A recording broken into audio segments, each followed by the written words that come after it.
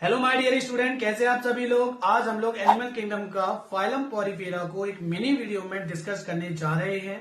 यहाँ पर साथ में हम ये भी जानेंगे कि नीट में यहाँ से क्या क्या क्वेश्चन फ्रेम हो सकते हैं, इसलिए इस वीडियो को इसके बिल्कुल ना करें, कंप्लीट देखना है। चलिए समझते हैं फाइलम पॉरीफेरा के बारे में। सबसे पहली बात तो इनकी लोकेशन हमको जानना बहुत जरूरी है। इनकी लोकेशन कहाँ होती है? ये मैराइन वाटर में देखने को मिलते हैं। ये फ्रेश वाटर में, नदी के पानी में देखने को नहीं मिलेंगे। ये समुद्री पानी में देखने को मिलते हैं। आइए अब इनकी बात करते हैं सिमेट्री के बारे में। सिमेट्री का मतलब क्या होता है? सिमेट्री का मतलब होता है किसी ऑर्गेनिज्म को हम काट करके देखेंगे, क्या वो इक्वल पार्ट्स में कटेगा या अनइक्वल पार्ट्स में कटेगा, किस टाइप से कटेगा, यह सिमेट्री का मतलब होता है। अब सिमेट्री कितने प्रकार की होती है इसको समझते हैं। सिमेट्री 3 प्रकार की होती है: radial symmetry, bilateral symmetry and asymmetry.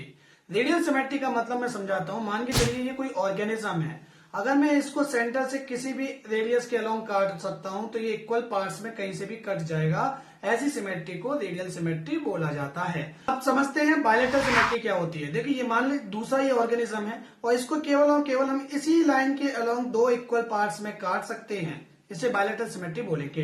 अब समझते हैं एसिमेट्रिकल स्ट्रक्चर क्या होते हैं। देखो, मान के चलो मेरे पास एक कैंची है अभी तो, और मान लो चाहिए ये कोई ऑर्गेनिज्म है।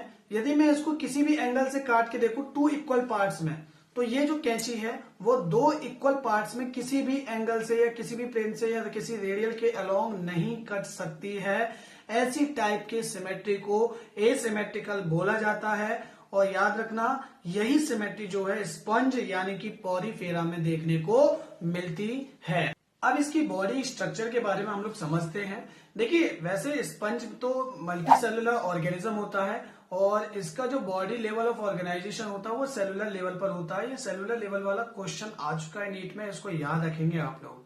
इसमें बहुत सारी सेल्स होती हैं, जैसे कोएनोसाइट्स, अमीबोसाइट्स, स्पॉन्जियोसाइट्स, लेकिन हमें इन सेल्स के बारे में ज्यादा डीपली नहीं समझना है, केवल काम की चीज समझते हैं।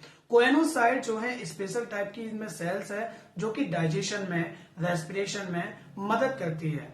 कैसे करती है वो मैं समझाता हूँ। देखिए, स्ट्रक्चर में आप देखेंगे कि ऊपर ये मान लीजिए स्ट्रक्चर है स्पंज का, और इसमें यहाँ पर क्या होते हैं, कई सारे पोर्स होते हैं इसकी बॉडी सरफेस पर, जिनको हम ऑस्टिया बोलते हैं। और इसमें एक बड़ी ओपनिंग होती है टॉप पार्ट पर, जिसको ऑस्कुलम बोलते हैं। मतलब ऐसे याद रख सकते हैं, ऊपर कोलम मतलब एक बड़ी ओपनिंग होगी, उसे ऑस्कुलम बोलेंगे। और बहुत सारी माइन्यूट छोटी छोटी ओपनिंग होती हैं, छोटे छोटे पोर्स होते हैं, उनको ऑस्टिया बोलते हैं। इन्हीं पोर से होते हुए वाटर अंदर एंटर करता है और वाटर एंटर करने के बाद ऑस्कुलम से बाहर निकलता है। मतलब ऑस्टिया से वाटर एंटर करेगा, फिर स्पंजोसील कैविटी में जाएगा और फिर फाइनली ऑस्कुलम से बाहर निकलेगा। लेकिन जब ऑस्टिया से एंटर करेगा तो इसमें न्यूट्रिएंट्स होंगे और ऑक्सीजन होगी, जो कि कोएनोसाइट्स उसका यूज कर लेगी और उसमें एक्सक्रीटरी सब्सटेंस को रिलीज कर देगी उस वाटर में, जो कि स्पंजोसील में होगा, और वो वाटर ऑस्कुलम से होता हुआ बाहर निकल जाएगा। इस पूरे सिस्टम को हम वाटर कैनाल सिस्टम या वाटर ट्रांसपोर्ट सिस्टम के नाम से जानते हैं। मतलब ऑस्टिया के थ्रू वाटर का एंटर करना, स्पंजोसील में जाना और ऑस्कुलम से डर्टी वाटर का बाहर निकलना, इसी को वाटर कैनाल सिस्टम बोला जाता है। और ये नीट वालों का फेवरेट क्वेश्चन बना हुआ है। चलिए बात करते हैं इनके स्केलेटल सिस्टम के बारे में। स्केलेटल सिस्टम जो है इनका 2 ऑब्जेक्ट से मिलकर बना हुआ है, स्पॉन्ज एंड फाइबर और स्पिस्यूल्स। स्पिस्यूल्स जो है कांटे जैसे स्ट्रक्चर्स होते हैं जो कि पूरा का पूरा स्केलेटल प्रोवाइड कराते हैं स्पंज को। लेकिन यहाँ पर स्पॉन्ज एंड फाइबर भी बहुत ज्यादा इंपॉर्टेंट रोल प्ले करते हैं स्केलेटल सिस्टम में। ये बने किसके होते हैं? ये प्रोटीनियस स्ट्रक्चर होता है स्पॉन्ज एंड फाइबर। लेकिन स्पिस्यूल्स किसके बने होते हैं? ये कैल्शियम के बने होते हैं। चलिए बात करते हैं इनके रिप्रोडक्शन के बारे में। इनको वैसे तो हर्माफ्रोडाइट बोला जाता है। हर्माफ्रोडाइट का मतलब होता है बाइसेक्सुअलिटी, मतलब एक ही ऑर्गेनिज्म पर मेल रिप्रोडक्टिव ऑर्गन्स और फीमेल रिप्रोडक्टिव ऑर्गन दोनों ही पाए जाते हैं। लेकिन यहाँ पे ऑर्गन नहीं मिलेंगे, इस बात का विशेष ध्यान रखना। हाँ, हम ये बोल सकते हैं कि यहाँ पर एक ही ऑर्गेनिज्म में स्पर्म्स को बनाने वाली सेल्स और ओवम को बनाने वाली सेल्स, दोनों की दोनों सेल्स एक ही ऑर्गेनिज्म पर मिल जाती हैं। चलिए अब बात करते हैं टाइप ऑफ रिप्रोडक्शन। तो इनके अंदर दोनों टाइप का रिप्रोडक्शन देखने को मिलता है, मतलब एसेक्सुअल रिप्रोडक्शन और सेक्सुअल रिप्रोडक्शन। एसेक्सुअल रिप्रोडक्शन क्या होता है? जिसमें कोई भी गैमेट्स का फॉर्मेशन नहीं होगा, मतलब स्पंज का कोई भी पार्ट छोटा सा कट करके टूट जाए और वो जमीन में चला जाए तो वो नया स्पंज ग्रो कर लेगा। ऐसे टाइप की रिप्रोडक्शन को एसेक्सुअल रिप्रोडक्शन बोला जाता है।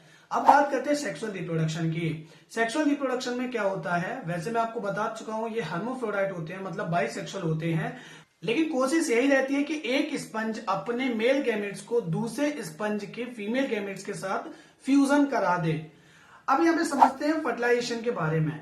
फर्टिलाइजेशन बॉडी के अंदर देखने को मिलता है, क्योंकि स्पर्म जो है बॉडी के अंदर गए थे, दूसरी बॉडी के अंदर चले गए थे, इसलिए फर्टिलाइजेशन बॉडी के अंदर देखने को मिलता है। लेकिन यहाँ पर डेवलपमेंट जो होता है वो इनडायरेक्ट देखने को मिलता है, मतलब इस जगह पर लार्वा स्टेज देखने को मिलती है। डायरेक्ट डेवलपमेंट मतलब जो जैसे मनुष्य में मिलता है कि जो बच्चा होगा वो बिल्कुल वयस्क यानी एडल्ट की तरह देखने को मिलेगा, लेकिन यहाँ पर लार्वा स्टेज ये बोलती है कि जो इस बच्चा होगा वो एडल्ट की तरह बिल्कुल देखने को नहीं मिलेगा और इनके अंदर इनडायरेक्ट डेवलपमेंट देखने को मिल जाता है। चलिए समझते हैं इनके एग्जाम्पल के बारे में। सबसे पहला जो एग्जाम्पल है साइकोन, जिसे स्काइपा के नाम से भी जानते हैं। सेकेंड एग्जाम्पल है स्पॉन्जिला, जिसे फ्रेश वाटर स्पंज भी बोलते हैं। और लास्ट है यू स्पॉन्ज, जिसे बाथ स्पंज के नाम से भी जानते हैं। पुराने समय पे इससे नहाया जाता था, इसलिए इसको बाथ स्पंज बोला जाता है। तो आप लोगों को कैसी लगी ये वीडियो प्लीज कमेंट में बताइए।